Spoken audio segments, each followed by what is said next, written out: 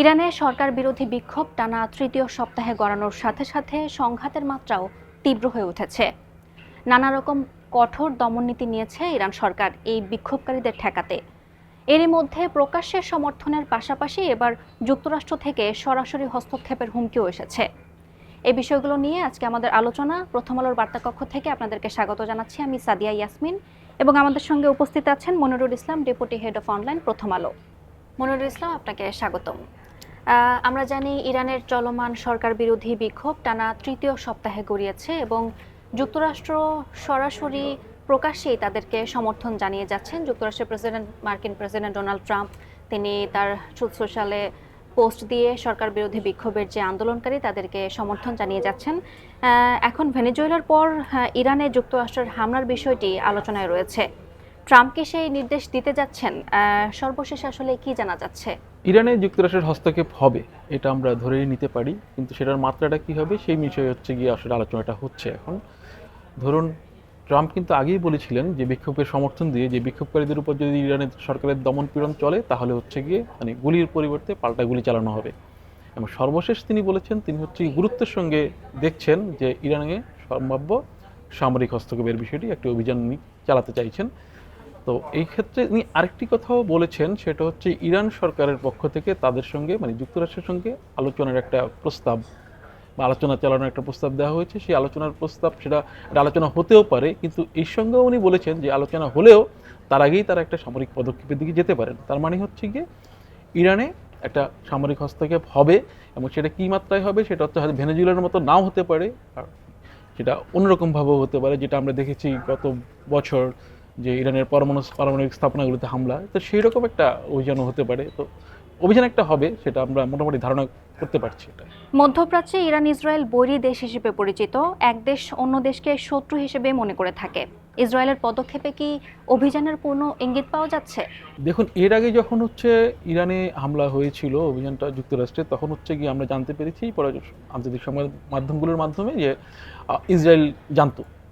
তো এক্ষেত্রে ইসরায়েলের কিছু তৎপরতা পদক্ষেপ নিয়ে গিয়ে আলোচনা উঠছে, যেহেতু ইসরায়েল গিয়ে উচ্চ সতর্কতায় আছে। তো এটা থেকে একটা ইঙ্গিত পাওয়া যায় যে যুক্তরাষ্ট্র হয়তো সম্ভাব্য হামলার পরিকল্পনা করছে, যেটা ইসরায়েল জানে, যে কারণে ইসরায়েলের সতর্কতামূলক পদক্ষেপ। তো এটাও একটা ইঙ্গিতবাহী যে ইরানের সম্ভাব্য অভিযানের বিষয়ে ইসরায়েলের পদক্ষেপগুলো এক ধরনের ইঙ্গিত তৈরি করে দিচ্ছে। ইরানে তো বিক্ষোভ চলছে, সহিংসতাও বাড়ছে, সবকটি প্রদেশে ছড়িয়ে পড়েছে এই সহিংসতা। সেখানে সর্বশেষ পরিস্থিতি কি, কতটুকু জানা যাচ্ছে? ইরানে বিক্ষোভ চলছে, টানা বিক্ষোভ চলছে, যা 3 সপ্তাহ ধরে, যেটা আপনি বললেন 3 সপ্তাহ ধরে সেখানে বিক্ষোভ চলবে, দমনপীড়নও চলছে, সহিংস ঘটনাও ঘটছে, সেটা আমরা জানি। তো সব তথ্যগুলো আমরা ভেতর থেকে ইরানের ভেতরে কী ঘটছে সেটা পাচ্ছি না। তো তার মধ্যে ইন্টারনেট ব্ল্যাকআউট চলছে সেখানে। তো যদ্দূর জানা যাচ্ছে বা মানবাধিকার সংগঠনগুলো যেটু তথ্য দিচ্ছে তাতে মনে হচ্ছে 500-র বেশি ইতিমধ্যে মারা গেছে। ইরান সরকার অবশ্য বলেছে যে এর মধ্যে 100 জনের বেশি নিরাপত্তারক্ষী আছেন। এর বাইরে গিয়ে বিবিসির সংবাদে আমরা দেখলাম যে ইরানে এই বিক্ষোভ যেখানে হচ্ছে 31টা প্রদেশের সবখানে বিক্ষোভ হচ্ছে এখন। সেই বিক্ষোভের জায়গাগুলিতে ড্রোন উঠছে, এবং এর মধ্যে 10,000 জনকে আটকও করা হয়েছে, এরকম খবরও কিন্তু মানবাধিকার সংগঠনগুলো দিচ্ছে। হাসপাতালগুলোতে ডেড বডি প্রচুর আছে, আহত আছে অনেক। তো এবং বিভিন্ন ভবন স্থাপনায় আগুন দেওয়ার ঘটনাগুলো আমরা দেখছি, সোশ্যাল মিডিয়ায় আসছে। তো এর মধ্যে গিয়ে যে ইরানের প্রেসিডেন্ট মাসুদ পেজেশকিয়ান তিনি গিয়ে বিক্ষোভকারীদের সঙ্গে একটা আলোচনার কথা বলেছেন, যে আলোচনার আহ্বান জানিয়েছেন, যে বিক্ষোভ যেটা হচ্ছে যে অর্থনৈতিক সংকটের কারণে সেই বিষয় নিয়ে আলোচনায় আহ্বান জানিয়েছেন। তো তারপর গিয়ে এর পাশাপাশি উনি গিয়ে বিক্ষোভ যারা সহিংসতা করছে তাদেরকে গিয়ে নাশকতা বা সন্ত্রাসী হিসেবে আখ্যায়িত করেছেন, বলছেন বিদেশি এলিমেন্ট আছে এখানে, বাইরের ইন্ধনে এই বিক্ষোভটা তাদের প্রতি আবার কঠোর হওয়ার ইঙ্গিত দিচ্ছেন। তো এই দুটো মিলিয়ে গিয়ে গত রাতে বিক্ষোভের মাত্রাটা একটু কম ছিল বলে বিবিসি সংবাদ মাধ্যমে জানিয়েছে, যে আগের চেয়ে মাত্রাটা একটু কম ছিল। আমরা দেখেছি অ্যাটর্নি জেনারেল বিক্ষোভকারীদেরকে আল্লাহর শত্রু বলেও আখ্যা দিয়েছেন এবং তাদের সরাসরি মৃত্যুদণ্ডের ঘোষণা দিয়েছেন। সেগুলো ঘটছে। ইরানে যদি যুক্তরাষ্ট্র হামলা চালিয়েই বসে তাহলে পরিস্থিতি আসলে কি দাঁড়াতে পারে? দেখুন, ভেনেজুয়েলা ইরানে যখন গিয়ে গত বছর যুক্তরাষ্ট্র হামলা চালিয়েছে, সেটা সুনির্দিষ্ট একটা লক্ষ্য ছিল, সেটা তাদের পারমাণবিক স্থাপনা।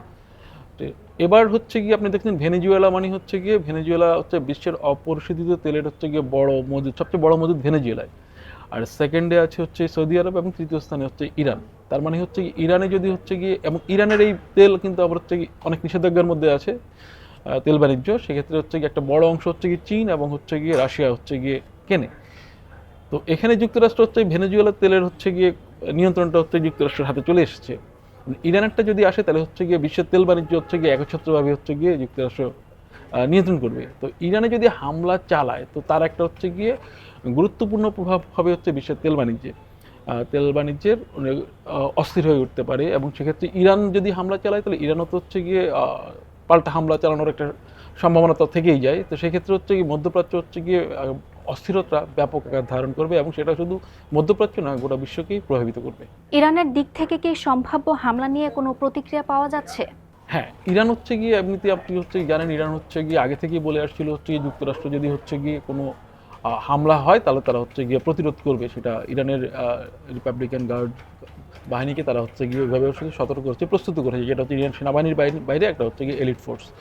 তো আমরা গতকাল দেখেছি ইরানের স্পিকার, পার্লামেন্টের স্পিকার বাকের কালিবাফ, তো উনি হচ্ছে গিয়ে সতর্ক করেছেন যে যুক্তরাষ্ট্রকে যদি যুক্তরাষ্ট্র সামরিক হামলা চালায় বা সামরিক অভিযান চালায় তাহলে ইরানও ছাড় দেবে না, এবং তারা সুনির্দিষ্ট করে বলেছেন তাহলে হচ্ছে গিয়ে তাদের লক্ষ্যবস্তু হবে ইসরায়েল, এবং সেই সঙ্গে হচ্ছে গিয়ে যুক্তরাষ্ট্রের যত ঘাঁটি আছে মধ্যপ্রাচ্যে, এবং হচ্ছে যুক্তরাষ্ট্রের হচ্ছে যে জাহাজগুলো আছে সেগুলোকে লক্ষ্য করে তারা হচ্ছে হামলা চালাবেন। তো ফলে এর মধ্যে দিয়ে বোঝা যায় যে হামলা যদি হয় ইরানে, তাহলে ইরানও পাল্টা হামলা চালাবে।